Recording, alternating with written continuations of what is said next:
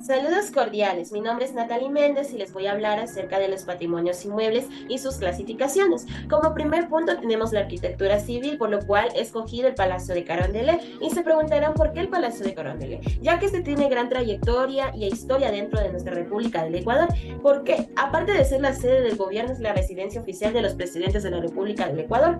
A partir de que fallece, dice la historia, don Diego Suárez de Figueroa, el cual era el secretario de la audiencia y el dueño de este palacio. Don Juan Fernández de Ricardo se encarga de darle a conocer al rey que este bien inmueble estaba en remate, por lo cual la corona lo adquiere. Adicional a esto, es una edificación con diversos materiales. Entre esos materiales tenemos la madera, pero no es cualquier tipo de madera. Son maderas muy finas que se usaron durante largos tiempos y años. Incluso los pisos parecen cielos y es una mueblería muy propia de la época. Otro de los lugares o bienes, patrimonios que hemos escogido es el Palacio Arzobispal. Esta es la residencia del obispo, porque a partir de 1700 fue construida y en 1858 y en 1975 hasta 1978 se convierte en el centro histórico de Quito, que muchos de ustedes lo habrán visitado. El Palacio Arzobispal se encuentra ubicado frente a la Plaza Grande, al costado opuesto de la catedral y al lado del Palacio del Gobierno. En la sede se encuentra lo que serían las autoridades religiosas y es la residencia oficial del obispo, ya que en el siglo XVI es una de las edificaciones más antiguas de la ciudad, pero obviamente con el pasar del tiempo pues se han realizado muchas modificaciones y pues ya ahorita ya se ve un poco más actual y toda la cuestión, porque con el tiempo pues muchos de los materiales se van desgastando, se va destruyendo y pues el gobierno está encargado pues de darle lo que sería el mantenimiento a las construcciones o patrimonios de nuestro país. Otro de los bienes inmuebles que vamos a conocer es la iglesia de San Francisco de Quito. La iglesia de San Francisco de Quito es un templo, es un ícono de la arquitectura de Latinoamérica. Está ubicada dentro de la ciudad de Quito, nuestra capital del Ecuador. Posee más de 3.500 obras de arte, colecciones de San Francisco, por lo cual pertenece a lo que sería la Escuela de Artes de Quito. Al interior de San Francisco está dividido en lo que serían tres naves que forman la cruz latina. Las naves central, la elevada y también se cree que tiene techo artesonado y el estilo de principales artes de la época, con numerosos altares. Otra de las arquitecturas que también vamos a detallar es la arquitectura religiosa, que hasta hoy en día es muy reconocida. La Basílica del Voto Nacional es una de las propiedades que hemos escogido, ya que llama mucho la atención de la consagración o también llamada como consagración de Jesús, la Basílica de San Juan, y es un lugar religioso que está ubicado dentro del centro histórico de Quito. Dispone de lo que sería 140 metros de largo por 35 de ancho, 30 metros de altura por 15 metros de altura y también tiene lo que serían 24 capillas y 7 puertas de acceso. Su estilo arquitectónico es propio de la época, por lo cual es uno de los atractivos más llamativos. Este dispone de reloj, campanario, anuncia las horas de las campanas. También es importante destacar que dentro de la torre que está conectada a lo largo de las escaleras tiene forma de caracol. Y también una de las cosas que llama más la atención es la cruz de la iglesia. Tiene más de 200 escaleras, por lo cual se puede subir y admirar la hermosa vista de la ciudad de Quito. Otro lugar que vamos a conocer o atractivo, patrimonio importante, es la iglesia de San Golquí. La iglesia de San Golquí tiene más de 100 años de construcción, por lo cual, si ustedes se darán cuenta que es una propiedad con bastante trayectoria y es considerada un símbolo funcional. La iglesia de San Golquí está construida y adaptada al inicio del siglo anterior y es muy armoniosa, tiene una fachada, unas columnas y unos tímpanos muy hermosos, con un estilo griego. Incluso tiene unos cortes romanos, por lo que es muy llamativa y muy importante para lo que será arquitectura. Otra de las arquitecturas que también llama mucho la atención y es una de las iglesias más visitadas en la ciudad de Quito que fomentan el turismo es la iglesia de la Compañía de Jesús, ya que es una fundación, bueno, principalmente es una fundación, una iglesia, de la cual se conoce y se la llama Compañía de Jesús de Quito y legalmente fue conformada y aprovechada o aprobada el 18 de noviembre de 1993 y será activa a partir del 28 de febrero de 1997. Fue creada por la comunidad jesuita de Ecuador y preservada hasta el día de hoy, actualidad. Es un ícono de cultura, de arte, de religión. En la actualidad y para futuras generaciones puedan llegar a conocer esta hermosa iglesia. Este es un templo jesuita que tiene una planta de cruz latina, una nave central, una nave norte, sur, cruceros, tiene lo que sería sacristías, capillas y etcétera. Bueno, tiene un montón de cosas, un montón de artes, incluso es construida bajo lo que sería ladrillos, piedra pómex, que es muy propio de la época, de las épocas antiguas, y más que todo es un estilo mudéjar y muy importante de reconocer. Y vamos a conocer a continuación la arquitectura vernácula. En este punto hemos escogido la casa de Barenque en Azuay y Cañar. Es una arquitectura muy tradicional de estas provincias, y como les he comentado es en Azuay y Cañar, por lo cual se caracteriza particularmente por donde está localizada. Después, porque tiene constantes y su construcción es en barro. El barro ha sido desde las épocas remotas, no es algo como que se utiliza hoy en la actualidad, sino que anteriormente, pues se utilizaba el barro como material para las construcciones, por lo cual es un elemento muy importante. La ciudad de Cuenca. A inicios del presente siglo, la ciudad vio la necesidad de regenerar espacios. Es por esto que surgió la iniciativa de preparar un plan para la recuperación de espacios públicos en el Barranco. La ciudad de Cuenca se encuentra bajo la influencia de Cañari, las cuales contaban con criterios de adaptación al entorno, de respeto al medio ambiente y un amplio entendimiento de la bioclimática. Es importante conocer que la concepción de una vivienda vernácula es aquella que no responde a sitios arquitectónicos y representa una época, sino que es una que corresponde por las necesidades particulares de cada usuario, resaltando su cultura, costumbre y tradiciones. Arquitectura industrial. Antigua fábrica textil San Gabriel en Cotopaxi. Rodrigo Erazo realizó un estudio de los retos materiales de la fábrica textil San Gabriel, ubicada en el margen del río Cutuchi, en la ciudad de Latacunga. Sus trabajos pusieron en evidencia la infraestructura industrial de una planta que funcionó desde el fines del siglo XIX hasta inicios del siglo XX.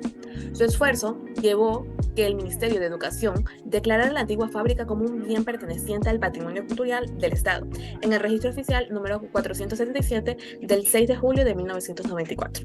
La fecha de su construcción se pierde en la historia, pero lo que queda claro es que la antigua fábrica de textiles San Gabriel fue sepultada por los lares del río, de la última erupción del volcán Cotopaxi, que fue en el año 1877.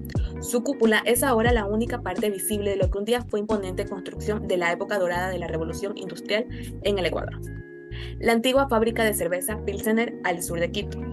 Un predio patrimonial de 19.900 metros cuadrados de terreno y 11.490 metros cuadrados de construcciones industriales ubicado al sur de Quito. La industria cervecera ecuatoriana en cuestiones fue una infraestructura que movilizó poblaciones a un trabajo articulado complejo y multitudinario. Estableció relaciones de interdependencia y cooperación a distintos estatus sociales, instaló dinámicas y flujos entre el campo y la ciudad. En torno a la fábrica se produjeron giros culturales, identidades e incluso estrategias de comunicación para posicionar la cerveza nacional en el discurso y en el gusto urbano. Fábrica de tejidos y calzados de la industria Chimbacay. El propósito fue convertir un predio en situación de abandono en el actual Museo Interactivo de Ciencia, el MIX. Durante el proceso de acondicionamiento de identificación rescataron bienes muebles de la ex fábrica en el año 2006. Comenzó el proceso de adecuación de la ex fábrica en la industria como Museo de Ciencia y Tecnología, que inauguró en el año 1908. Una vez acondicionadas las instalaciones del ex predio Fabril, en el actual museo del sitio se implementó el proyecto Restauración y Repotentización de la ambientación y elementos del Museo del Sitio Interactivo de Ciencia. El procedimiento de rescate de la arquitectura industrial original para convertirla en el museo requirió planificar un espacio polifuncional que pudiera albergar actividades culturales. Arquitectura moderna. Primera etapa del Colegio de Candamil. Autoría de los arquitectos Diego Banderas, Rubén Moreira y Juan Espinosa.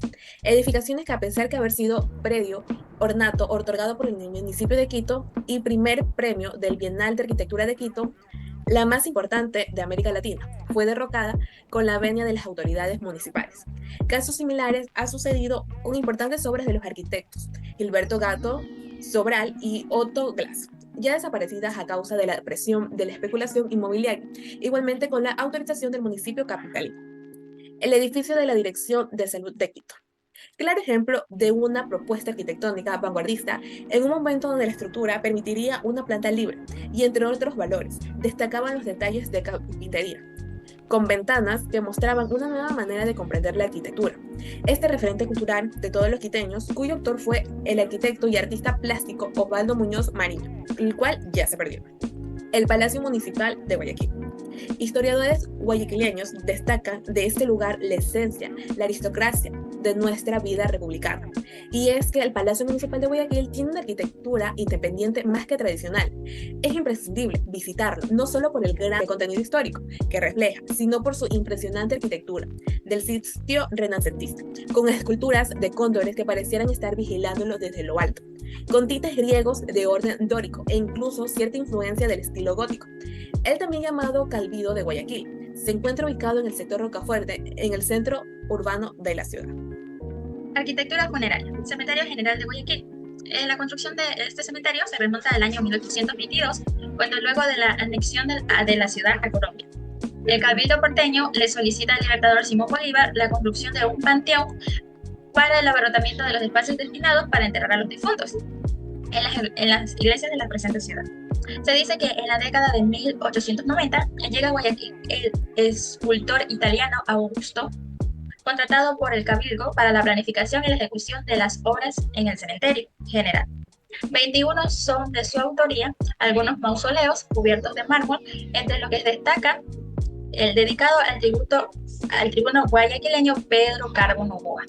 El cementerio San Diego de Quito. Este es un espacio donde se destacan numerosos personajes célebres, entre los que podemos destacar al doctor José María Velasco Ibarra, acompañado de su esposa, la señora Corrina del Parral, así como también el doctor Aguilero Mosquera, el señor Gonzalo, el doctor Luis Felipe Borja, también el señor Emilio Cantoné y la familia Matilla, entre otros. Es importante destacar la edificación de la capilla de San Diego. La primera piedra fue colocada el 22 de diciembre de 1912 en Quito. El doctor Federico González, en cuanto a los trabajos de construcción, estuvieron a cargo el arquitecto alemán Padre Pedro y el sacerdote de la congregación de la misión, terminando la misma para octubre de 1932. El cementerio protestano de los extranjeros. Según las crónicas, hacia el 1841, algunos extranjeros que vivían en el puerto solicitaron a Juan José Flores la autorización de nuevos cementerios llamados, en ese entonces, de disidentes o de los extranjeros. El presidente accedió y comisionó al gobernador de Guayaquil, al señor Vicente Rocafuerte, el establecer la localización y dimensiones adecuadas, asunto que fue convenido con el cónsul de Inglaterra, el Mr. Walter Cobb. Los molinos. El molino de agua Portobelo. Se trata de ingresos mismos del Valle Dorado de Portobelo. En la zona del Puente Negro, sin duda es uno de los lugares obligados para entender en el paso y el presente minero que caracteriza a la cultura de Portobelo. Este consiste en artefactos de la época, tanto industriales, que fueron colocados en pasoteles de roca andeliz y tobas volcánicas, que son la base de todo Portobelo. El molino cilíndrico royal en Chimbacay. Los molinos royales en esta parte son una fuente muy importante del patrimonio construido en Quito, cuya degradación y deterioro presente es un problema para la ciudad y el paisaje y a su vez del medio ambiente. Estas dos torres de hormigón armado se alzan majestuosas y respetando los galpones de ladrillos originarios de la fábrica, donde se realizan actividades que complementan las funciones desarrolladas en el espacio público. Los galpones mencionados, por su estado de deterioro, necesitan una transformación estructural y de sus sistemas constructivos.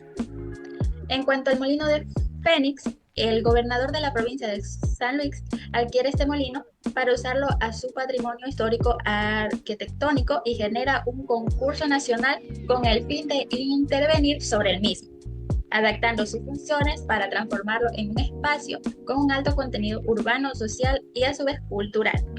Se pretende mostrar claramente los componentes de la arquitectura existentes y pertenecientes del molino originalmente y sus elementos a la nueva arquitectura en un plano formal armónico. Los túneles. El túnel férreo. El bien patrimonio y se encuentra ubicado en la parte alta del cantón Vivian, en el sector de Mosquera. Forma parte de la antigua línea férrea que dejó de funcionar con el paso de los años y ahora sirve de conexión con comunidades de la zona. Este túnel fue construido en el año 1946 para el proyecto Ferrocarril y poder así conectar a los distintos sectores del país. El túnel del tren de San Francisco de Sajeo. Se encuentra ubicado en el cantón Biblián, San Francisco de Sajeo. Es un solo tramo de túnel que servía para la antigua vía férrea. El túnel férreo de Biblián es el túnel de ferrocarril construido en el año de 1946 y tiene 120 metros de largo en línea recta. Las paredes son de piedra y se ubica en el sector de Mosquera, a unos 5 minutos del primer túnel de esta comunidad, y también está al mismo nivel que la vía. Su época de construcción data en el siglo XX, entre los años de 1900 a 1999. La siguiente clasificación es de puentes. El Puente Rojo de Calceta es un espacio público que se ubica en el río Carrizal, conectando con la calle Sucre en el barrio de San Bartolo. Este espacio fue otra obra del antiguo sector comercial de la ciudad. Para acceder al bien patrimonial es necesario salvar el nivel existente por medio de unas gradas y rampas. El puente fue fabricado en Estados Unidos en el año de 1921, fecha que lleva sobre el río Carrizal, en el sitio que actualmente se encuentra. Se encuentra localizado en Manabí, Bolívar Calceta. Su época de construcción data en el siglo XX, entre los años de 1900 a 1999. El puente de San José, ubicado en Pastaza, Mera, Madre Tierra. El puente es un elemento de transición en el paisaje natural y urbano. Sin embargo, es prudencial mantener la naturalidad del contexto, logrando una simbiosis entre lo construido y las barreras vegetales. La construcción del puente colgante de Madre Tierra fue construida aproximadamente en la década de los años 80, posterior al tercer periodo del siglo XX, entre los años de 1941 a 1980 de la época republicana. El puente Tambillo-Yacu es un puente con una estructura diseñada y construida para salvar una barrera natural, como es el caso de un río. De esta manera se permite la integración de las zonas, generando la circulación vehicular y peatonal, el comercio entre estos sectores también, y por su aporte desde ya hace muchos años atrás y su desarrollo técnico construido debe ser conservado y preservado, considerando que su utilización hasta la actualidad es constante por peatones y vehículos livianos. Fue construido también posiblemente a inicios del siglo XX y permitió integrar dos tramos geográficamente separados por una barrera natural, dando así de esta manera el desarrollo de la ciudad. La siguiente clasificación es de parques y plazas. Parque Calderón en Cuenca. La Plaza Don Calderón, también conocida como la Plaza República o Plaza de Armas, ubicada en el centro histórico de Cuenca, es el parque principal de la ciudad. En medio de este se encuentra la estatua en honor a Don Calderón, así como 8 diferentes tipos de araucarías traídas por el presidente Luis Cordero desde Chile. Su manzana posiciona varias estructuras icónicas de la ciudad, como la Catedral de la Inmaculada Concepción. La Glorieta Parque Seminario en Guayaquil. Hacia la calle Clemente Ballén encontramos lo que es la famosa Glorieta, octonal de hierro forjado, fundida en los talleres de Van Dosme en Francia en 1882, de estilo mozárabe adornada de filigranas alegóricas. En su parte superior se encuentra coronada por una ornamentación de hierro que remata el domo central de color rojo, en la que desde ya hace muchos años atrás se realizan actos culturales y bandas de música de la ciudad ofrecen sus retretas en los días festivos. Sin duda alguna, la Glorieta del Parque Seminario es uno de los inmuebles más antiguos de Guayaquil y forma parte de nuestro patrimonio cultural. Hola, yo les hablaré sobre los caminos y las vías. El camino peregrino de Suay es conocido como un sendero que comienza desde la vía interoceánica y culmina en el santuario Andacocha. Este sendero lo han recorrido miles de personas mediante un acto de fe, porque este lugar puede culminar en la visita del señor Andacocha. Se localiza en Azuay. A partir de una valoración de espacio público se puede determinar su antigüedad. Este sendero también es denominado camino peregrino porque cuyo proceso de apertura data más o menos en los años 1900 aproximadamente, considerando su longevidad en esta obra de valor patrimonial. El segundo camino que tenemos es el de Portobelo. Este camino tiene un antiguo peatonal de forma sinuosa que se adapta a la topografía del terreno. Pertenece al siglo XX, entre el año 1901 y 1960. Este camino conecta entre la parroquia Turquinpacac y el barrio Lourdes. En medio de este se encuentra una cuesta empinada. Y por último, tenemos al Viejo Loja, que es un tramo valorizado entre la vía Yusapa, que culmina en la selva Alegra. A 200 metros del Parque Central del siglo XVIII, entre los años 1700 y 1799. Esta vía se encuentra ubicada en la Cordillera Real de los Valles de la Sierra y el páramo de la alta montaña, que tiene varias estribaciones en la Amazonía. Tiene más o menos una altitud variable entre 2.962 a 3.400 metros sobre el nivel del mar, que luego desciende por la ceja de la montaña, la selva amazónica, a 1.118 metros sobre el nivel del mar. Entonces, la situación de este camino está abandonado porque hace 10 años que se terminó la última administración del pueblo de Saraguro y quedaron en realizar trabajos de mantenimiento, pero nunca se culminaron. Ahora tenemos las haciendas. La hacienda San Isidro, ubicada en Los Ríos, pues tiene una antigüedad, o sea, se le da la existencia hace 140 años aproximadamente, dándole una época de construcción en el siglo XIX, entre los años 1800 y 1899. Este inmueble tiene un estilo tradicional con materiales mixtos con conservación un poco mala. La utilización de estos materiales son propios del sector, materiales muy comunes de construcción para la población de esta región. Entonces, lo que quiere expresar esta construcción es su identidad, por lo cual para poder conservar este patrimonio inmueble es necesario prevenir y detener el proceso de deterioro y realizar consolidación de acuerdo a la estructura que necesita este inmueble. También tenemos la Casa Hacienda San Juan, ubicada en San Borondón, que fue construida en una época republicana en el cuarto siglo del siglo XIX, en 1882, y fue trasladada luego al Parque Histórico, reconstruida en el año 2005, porque es un sitio muy importante que conserva valores estilísticos y una composición formal de la arquitectura tradicional de la costa ecuatoriana. Entonces se combina la funcionalidad y la ornamentación, por lo que es necesario, asimismo como en las casas anteriores, tener un mantenimiento periódico de limpieza y reparaciones menores para evitar los daños y la destrucción de esta arquitectura e inmueble. Y por último tenemos la Casa Hacienda Edén, ubicada en Los Ríos, que asimismo fue construida en una época republicana, 1920. La composición es volumétrica y tiene una organización muy espacial porque su edificación es caracterizada por una tipografía formal de una casa hacienda. Entonces, se requiere que esta propiedad sea protegida, resguardada, incluso conservada por su alto valor arquitectónico y cultural, lo cual necesita que se puedan emprender el evitar este tipo de deterioro en estructuras de madera, como lo tiene esta casa hacienda, y caña guadúa, que es uno de los materiales que más contiene este patrimonio.